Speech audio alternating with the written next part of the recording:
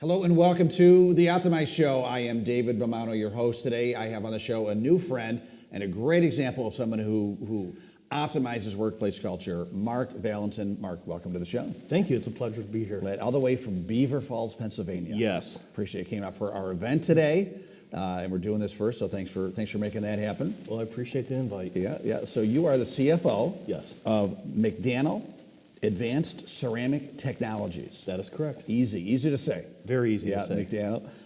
And we call it, nickname is Mac, right? Right. Mac. Yeah, very cool. So tell us a little bit about what you guys do. We manufacture ceramic items for like crucibles, for thermocouples, a lot of insulators. Ceramics, great insulator for heat and all that. Mm-hmm. We service the aerospace industry, steel industry, as well as medical and automotive. Great. Government contracts a little bit? No government contracts. No government contracts. All right, so you're doing well without government contracts. Yes. Good for you. That's excellent.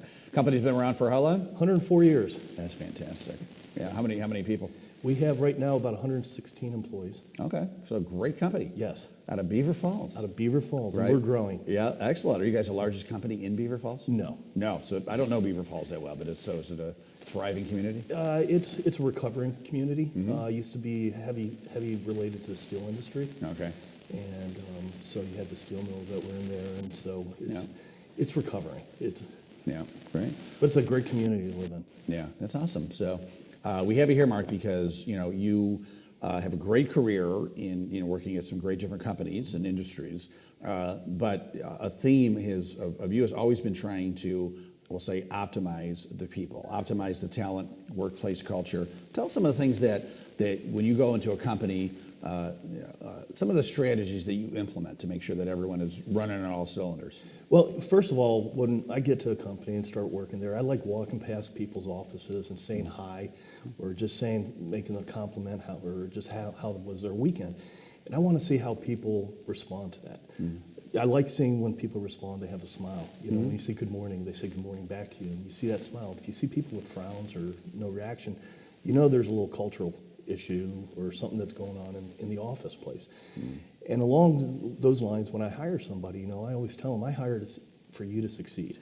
Because if you succeed, I succeed, and we succeed together as a team. Mm. And that's what we want to do. Nobody wants to hire somebody for them to fail, right? Right, yeah. So it's important to do that. And I also like to see how are the different departments working amongst each other. Mm. Are they in silos? Is there a lot of good cross communications? Yeah. Are people following up on what they say they're going to do? Do what you say what you do. Right. Along those lines. So for me, it's important just to see that. And being the non-typical accountant, I'm very extroverted. Mm-hmm. So for me, it's just easy to go up to somebody and talk to them. I'll start talking to people in the grocery store. You look me in the eye, you better watch out. I'm going to have a conversation with you. So right.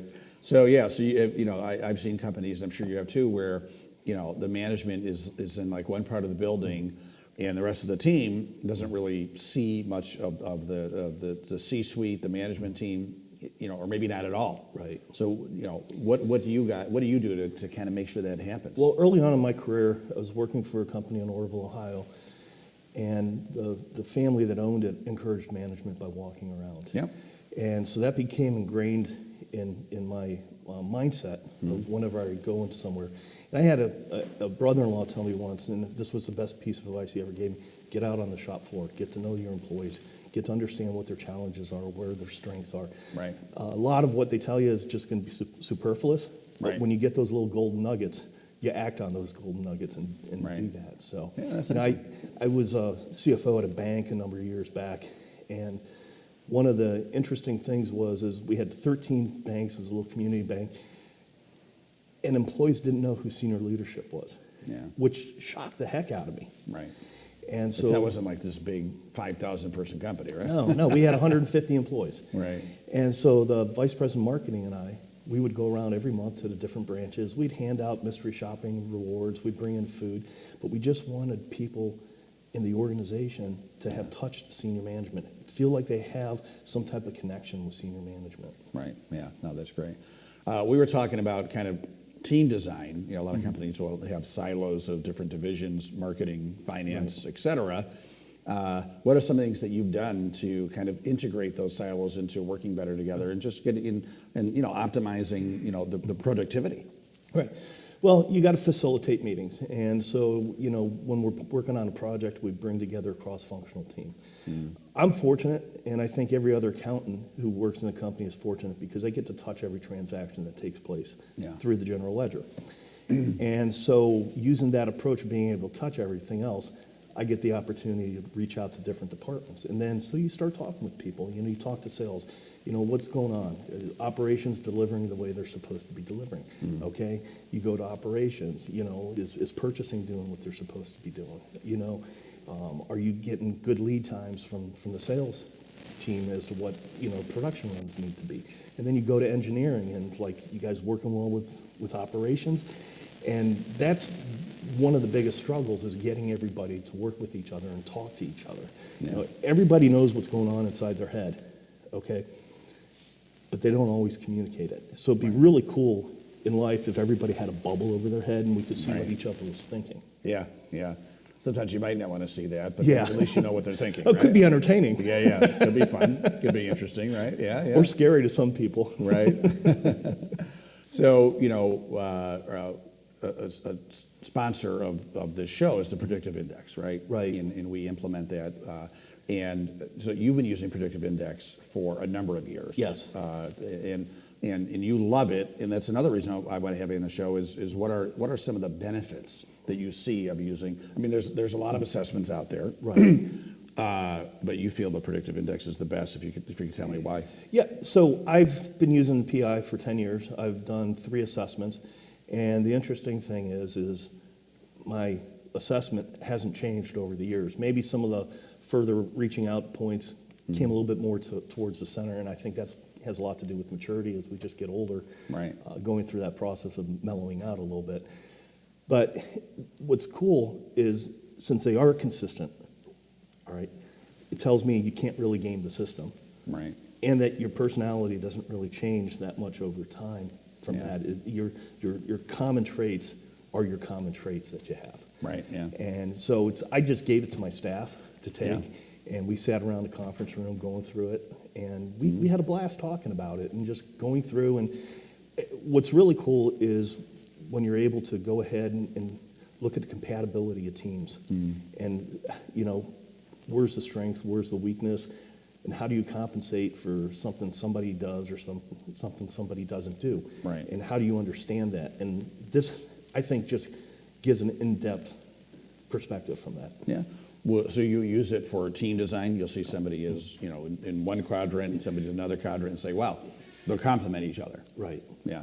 Yeah, that's great. So it's just fun to do. I mean, it's getting into that mental aspect of it. It's accounting's accounting, but you get into some of this. This is kind of like being an artist, being able to do that because you start to understand how everybody works together, what makes everybody tick. Yeah. What about hiring? Have you used it in the hiring process? Yes, used it on a hiring process. Worked with the team from PI to go ahead up and set up a profile for a position we were hiring for. And then we had 4 candidates, and if I could have hired all 4 candidates, I would have. Right. But we went through the PI, and the PI was a very strong point as to the individual that we hired. Yeah. But I let my team go ahead and make the decision, and they worked through the process, and the PI just became an extra tool of going ahead and evaluating. Right, more validation, right? Yeah. No, we just had a interview where the woman was using the Predictive Index, and they were hiring, and they created the benchmark of what they were looking for, and used the Predictive Index to hopefully match that up. And they were interviewing somebody who they loved, great attitude, all that stuff you want, but it wasn't a great match for the benchmark. Right. So then it's hard to find a good attitude, right? Or, a good culture fit. So they said, well, not right for this benchmark position, but we have another position available. Boom, got her in there. Yep. And so I think that was a great benefit, right? That's in McDanel. That's one of the things I want to implement. All new hires, we have to set up a profile to do that, and then every candidate needs to go through and doing it. And for me, from a personal basis, I'm very driven. Okay, so I expect things to happen quickly, and I want it done right the first time, and I want it yesterday. Yeah. And what I find is I look at that, and I look at some of my team members. I actually could be off-putting to them. as me being too pushy or too demanding. So it allows me to be able to go through and say, okay, I have to, if I'm dealing with Carol, I need to address it this way. If I'm dealing with Chris, I need to address it this way. If I need to deal with the other Mark, I need to go this way. So it's good from a learning standpoint. Yeah, that's great. What are some of the changes that you've seen in workplace culture from when you first out of college, got your first job to today? Well, the biggest is, I started off in public accounting. I was wearing a suit and tie. This is actually dressed up for me. Usually it's a pair of jeans and a golf shirt. Or thank you for dressing up. Yeah, you're welcome. I even wore socks in my shoes. Wow. So, so you've seen that happen. You've really seen a push for more communications, more teamwork. I've gone through a lot of training on problem solving, decision making, and going through these processes and understanding them and implementing them to the workforce. And what's really cool about like PI, once we get it fully implemented, the conversation that's going to take place in the office. Right. So that to me is really neat because it's gonna stir that conversation between people. Yeah. So, but I think going back to the what's changed, I think offices have become a lot more casual. I think COVID, people working from home did a lot of damage. It's taken away a lot of motivation. Yeah. People want to work from home. I mean, I don't know how many interviews since I've been to McDanel that we've done. People go, well, can I do a hybrid or can I work from home? And in our environment, it's important to be in the plant. I mean, yeah. And you never had those conversations in 2019. No, never thought of it. Right. Yeah. Can I work from home? No. Next question. Right. Yeah. Don't even think of asking that question. Right. Yeah. I know. Well, I'm glad you are utilizing the predictive index. I know some clients will have their team put their profiles at the door, in front of their office. So when you're walking in, you're knowing like who you're dealing with, and try to adapt. Right. Like I'm a Maverick, right? Like I'm a Mack truck, right? And if I'm going to go deal with someone who's kind of a software engineer, and I see their profile, I'm going to probably calm down a little bit, right? Right. Right. Well, it's funny you say that because when I get back, I'm going to print out the placards for each of my team members that have taken it, and I'm going to put it on outside of their doors. Yeah. So that people can see that. So excellent. Thanks for the idea. Yeah, no problem. I'm full of them. Full of what? I'm full of something. Great ideas. Yeah, that's what we'll call it. Yes, we'll go with that. Thank you. Well, Marc Valentin, thank you so much for being on the Optimize Show. We truly appreciate it. Oh, it was a privilege. We're glad you're part of the family, and we wish you continued massive success. All righty. All right, thank you. And thank you, everybody, for watching this edition of the Optimize Show. We appreciate you watching. Every Wednesday morning, there's a new episode. Make sure to stay tuned. Have a great day. Make sure to stay awesome.